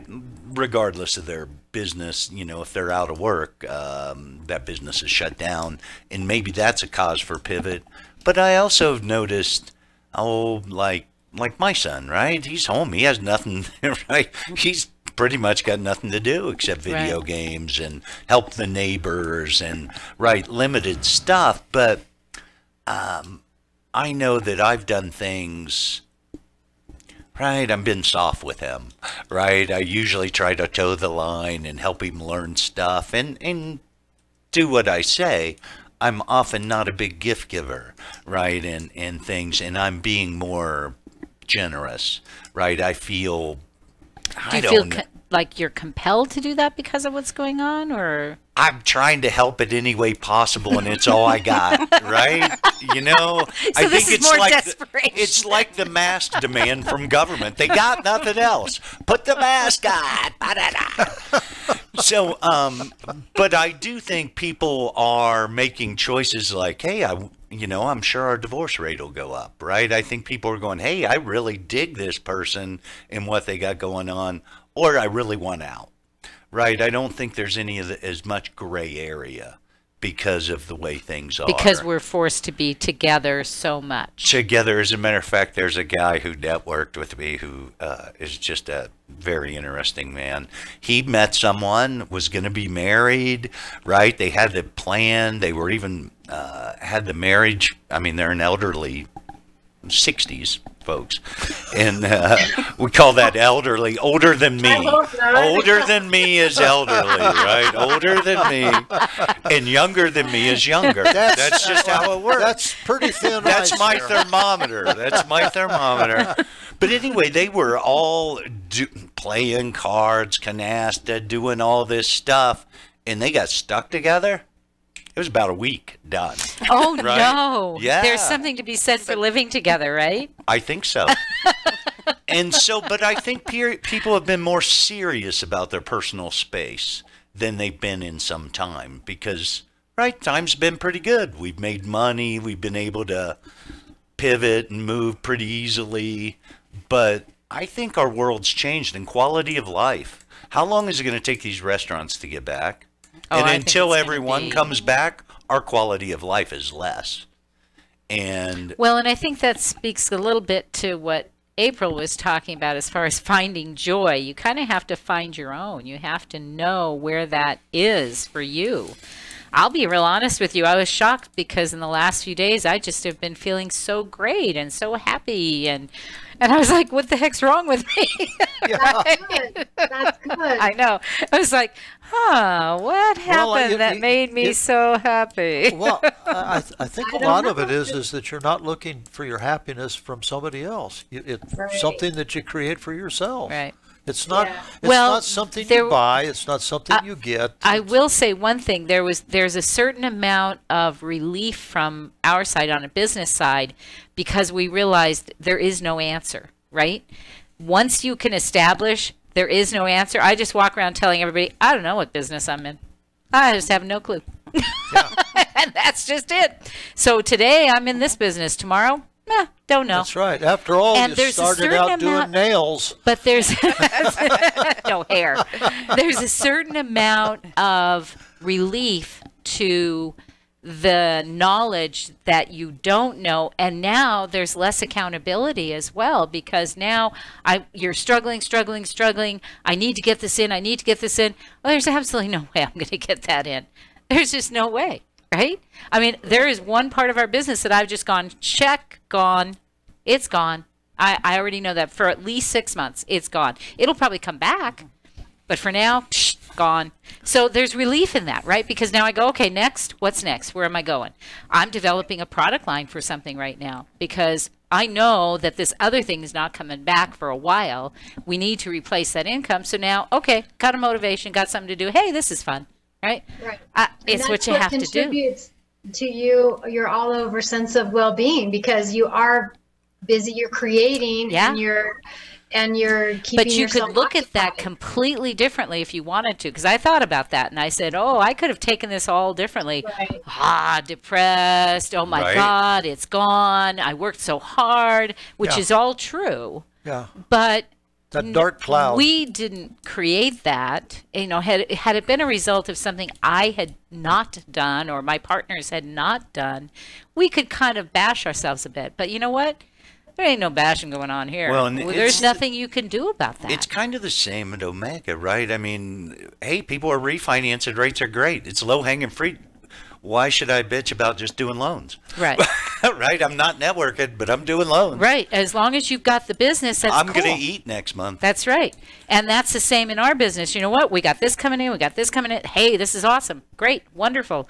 Let's keep moving. Right. And then what do we do to replace the next thing? Right. And when this one goes away, what are we going to have in line? Right. Some of those things that we thought about in the past, like you, April, right?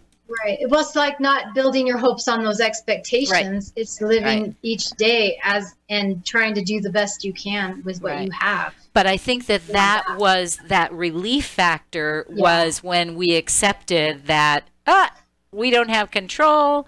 Got to let it go. That's not coming back right now. Okay, let it go. Move on. It happened to me last week. I've been kind of angry. I think I've been on the fence and been a little more PC than I prefer. And when I came out of the closet, made you angry? When I came out of the closet with with the coronavirus criticism, I feel a whole bunch better, right? I mean, my body's like relaxed. I'm kind of being true to myself. Right. And I think that's part of all the stuff that's been going on with people trying to tell us what we're supposed to say, think, do. You know, we've all kind of tried to, especially as a business person, I try to honor what somebody feels. And, you know, I don't want to step in their space. It's fine, you know. I have my own opinions, but I just don't need to go there. But like you, I'm now at the point where, oh, well, it isn't going to matter anyway. Right. It's not going to affect me one way or the other because, you know, we're just going to have to keep going. So, you know? And so I think that series hopefully got off the track of family, but no, but I think it's all on that because I think that, your family has to adjust to you, right, and all that around it. And for me, you know, for Fox, unfortunately, it's just me, right? That's his own cross to bear. But others, He's a whether lucky it be guy. Cecilia's got a pretty big tree of a family, right? I do have a and so, you know, what you say matters. And I think how our kids and our grandkids look at us in dealing with adversity matters. And to be fearful and not be confident expresses a whole bunch about us. And some of the things that have been sad for me to watch have been just the fear. Right. Just the flat out fear that I try not to see because that does bring me down. Yeah. But no fear here. No fear now. We always happen to be a role model. If you have kids, or now it's my grandkids. Right, exactly. It's like, it's very true. How you act, what you say, what you do. It's interesting you should say that because that's what I tell both my boys. Everybody's an example. Some good, some bad. Right. I mean, don't be a bad example because that you could be a role model in the wrong way. So, that's right. You know, elevate yourself. Be positive. Don't be the downer. But I think too, though, people are afraid to make mistakes now and afraid to be like put on record for something wrong. I think, you know, we need to get it back. I'm beyond that. Well, right. Well, that's why I kind of had to be afraid to make mistakes. Oh my gosh. No, but you break through. But where you're talking about a lot of people who are in that PC, non-PC space, whether you're a teacher, fireman, policeman, whatever, right? You don't have any choices. Regarding. Well, you got to go to work and do whatever you're told and deal with it however you're told to deal with it. First responders, for sure. I didn't realize that. Doug was a firefighter, so. But what I'm saying is those types of people don't come out and go, oh, these masks suck. Well, because they can. Fortunately, Doug, you're not in it now because you'd be in big trouble. You'd be surprised. They were called Beanos. They'd go to a meeting and there'd be no more of this, there'll be no more of that. You know, you go, oh, how long are you retired now, though? How long have you been retired? We got to go. We'll be right back with more What's the Story? Businesses, writers, check this out. Go to lrpnv.com to get your printing, publishing, and professional services today. Need a virtual office? A place to receive and forward your mail with professional address and suite number for your business? Someone to answer your telephones? Want to rent a conference room for only $15 an hour? What about that book you've been wanting to have printed? LRP Printing and Business Center can do it for you, and they have a professional assistant on site daily, Monday through Friday. Just call 775-356-1004. Need copies, business cards, invoices, books, booklets, or graphic design to help brand you or your business? Just call 775-356-1004 or go to lrpnv.com. With a great selection of new and used books, you can get your printing done and a book to entertain you in your time off. And don't forget, you could have your business sponsoring the Book Hound radio show, just like Andrew Martoni, author of Little Man on the Map, does every week. Just go to lrpnv.com. That's lrpnv.com or call 775-356-1004. They'll provide solutions for your business and writing projects.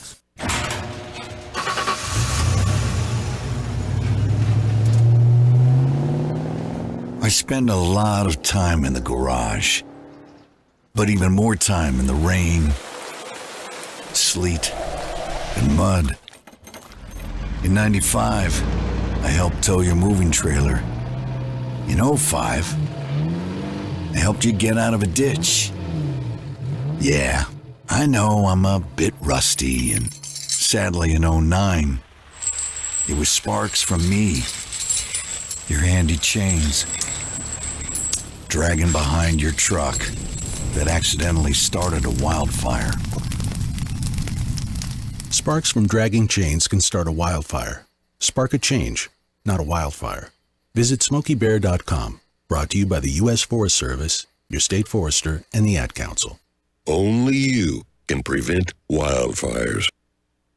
1 in 3 adults in America have pre-diabetes, but most don't know it. To let people know it can be reversed before it becomes type 2 diabetes, professional basketball player Julius Randle is doing everything in reverse. I'm only dunking with reverse windmills. I drove the whole way to practice in reverse.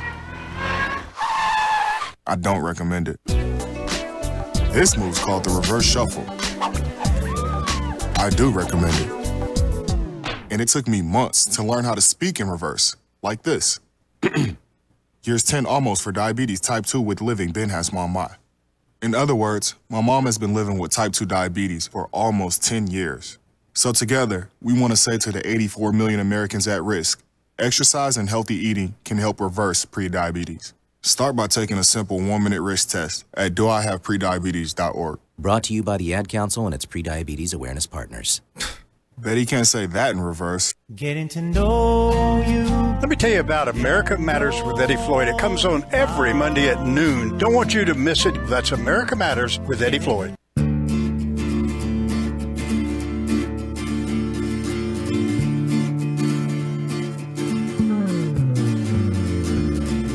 Now she's gone like a... Unable to listen to the whole show? A recording of today's program will be available later today. Visit americamatters.us and click on the podcast link. Now back to the show. Welcome back. This is What's the Story?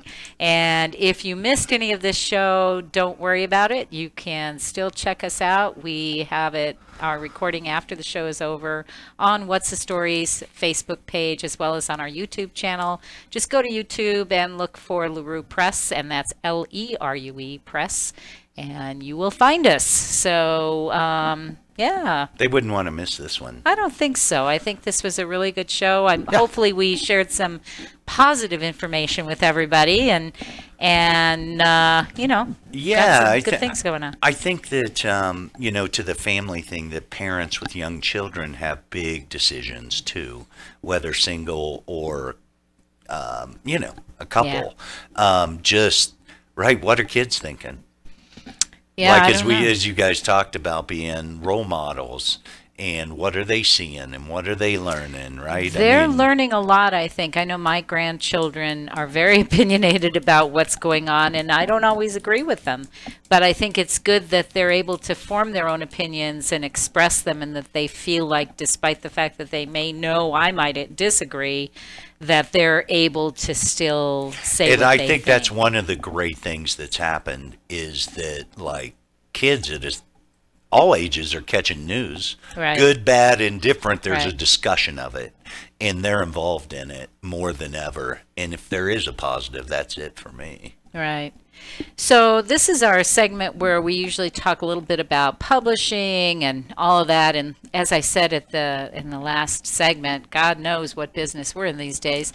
I think we're still in the publishing business, however, which is kind of good. We really like it, and we've actually had quite a few people coming in and wanting to do their books. So did you tell I shouldn't them about be so flip about that. The awesome book you have coming up? The awesome book that we have coming up from Doug Ashby that is writing about heroes and giants. Is that the one you're talking about? That's the one. Yeah, it's going to be even better than ever. It is. I think new and improved. Yeah, new and improved, and good stories in there, and well-rounded, and I if hope you're so.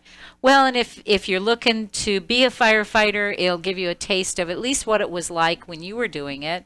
And from what you're telling me, because your son's still in it, it's pretty much the same now. Well, that's what I say. You say when you were doing it, when you go out and people invite you into their homes for whatever reason, and it's usually a trauma. Right. And the difference between, unfortunately, as it sounds, when the fire department shows up, we're presented a problem, and we solve it one way or the other. Right. And it's usually the people that are there are just tickled to death that we're there to help them out of whatever predicament they were in. Because it's a very positive thing. We will pat their hand, we will send grandma to the hospital, we will start an IV on her, whatever it is. It's true. But unfortunately, when the deputy shows up and there's nothing we can do and it's a domestic violence, someone's going to jail. Right. Well, that's the difference. And unfortunately, that deputy is doing the best he can. Right. But people hate him for it. Right. But That's it's too something bad. that has to happen. Right. But no, things haven't changed. They really haven't. The faces might be a little different, and but we're still going out. But that domestic challenges, right, like that's got to be government or the world's one of their biggest challenges, because it's always he said, she said, right? There isn't an arbiter of fairness, right? People just need to get better. I went on a domestic violence People deal need one to get time, better.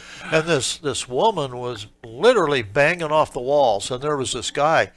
You could tell he'd been in prison. He had prison tattoos, and his arms were about like that. I mean, they were huge. And, this woman was, bouncing off. And I was afraid of this woman, what she was going to do. And I asked this guy, I said, can you grab a hold of her? And he says, I'd be happy to. And, I mean, he got her in a bear hug, which is the only way we could come. Well, when the deputy got there, it was interesting what the deputy said. He looked at this guy, and you could tell this guy was respectful for authority. But that's why I say, because his prison passed. The deputy looked at him and he says, "I'm afraid of you." He says, "You give me any lip, I'll shoot you." Wow. No problems. Wow. So did he know the gal he was hugging? Oh, yeah. Well, there's a part of that story. I'm just saying. There's a part of that story that I can't put out over the air. I knew. But we handcuffed this gal, put her on a gurney, and shipped her. So. Yeah. So I knew there was more to that story. Well, and like Doug has more footnotes for his book. Yeah, exactly. Well, and I think that really shows or represents the well-roundedness of your book is the fact that there's a lot of emotion in that. And there's so many different takes that you get from it. Is the perspective that he just talked about was, you're afraid, you want to help, and then you've got the cop coming in, and you've got a whole nother dynamic going on, and so there's a ton of emotions that run through. So I do think that from a human side, that part of firefighting is still the same. Right. Yeah. There's no difference there. An interesting start to that is that I was always the first off. Being the captain, I was always the first off the rig and first in the door, because the crew, one was parking the rig, the other two were grabbing all the equipment.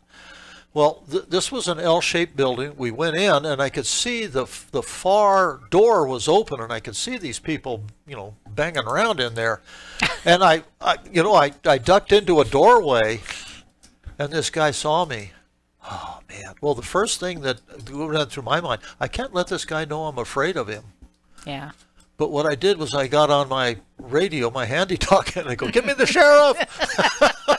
With a high voice. That's exactly right. And I marched in there like I knew what I was doing. That's pretty funny. Well, and speaking of writing, since we're talking about your book and the fact that you're writing that or finishing it actually, and we're in the final edit and we're ready to meet and get it going. Yeah. And I wanted to find out, I had an experience actually with a former law enforcement. It's funny you're bringing all that up. And he was talking about something that was going on in the community. Met him through Nextdoor and offered for him to write for us, right? Because he was so frustrated. You could just see in what he was writing, and we were privately chatting, not on on the public site. But basically just saying, I'm so frustrated. I need to get the word out about this. I want people to know this, just like you're sharing your stories, and he wants to share his as well. So I'm curious to know if there are other people out there, if they're writing, and if they are, where are they writing? Are they putting their articles out? Are they doing anything besides just going on to Facebook and all the social media and doing that? Because there's a there's a website called medium.com, and I've seen it before. And another one of my writers wrote that that's where he was putting his stuff out. And he said, check me out, here's my stuff. So I did, and, it was great. But then I started to look at, well, maybe I want to write there, right? Because I'm a writer. I need to get myself out there. And so I started checking the reviews. And what I found was some real negativity. So now, how do you know that it's not just another bunch of people going on there to bash that site because they want you to come to their site, right?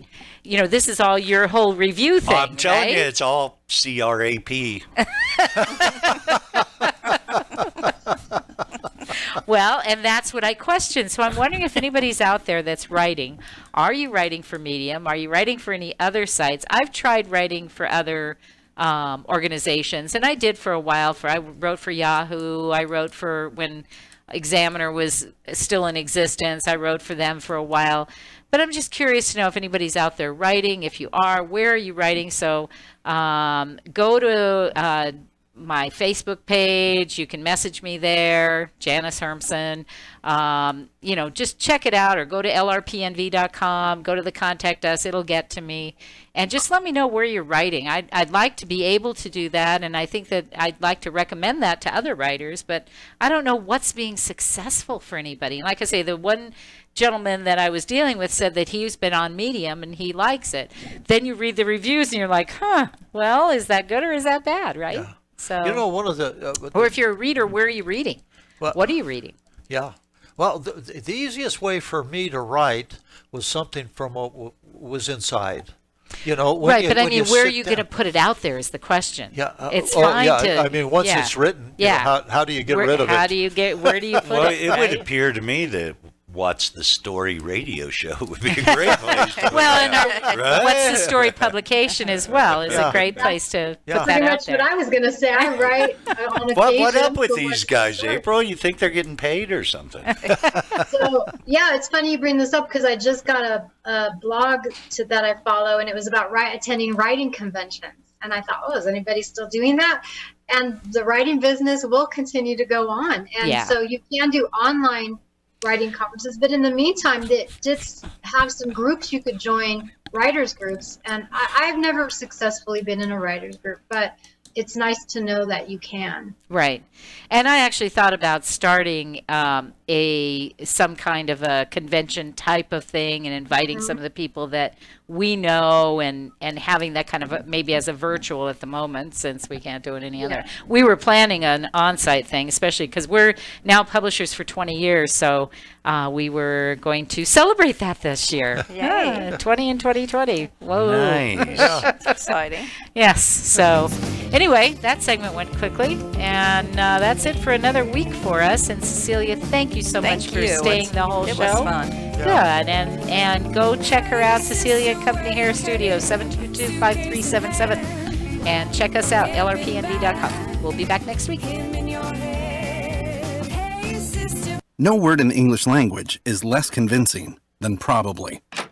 Are you sure we should get matching tattoos on our first date? Sure. We'll probably stay together. Probably? It's been 23 minutes since I ate. I can probably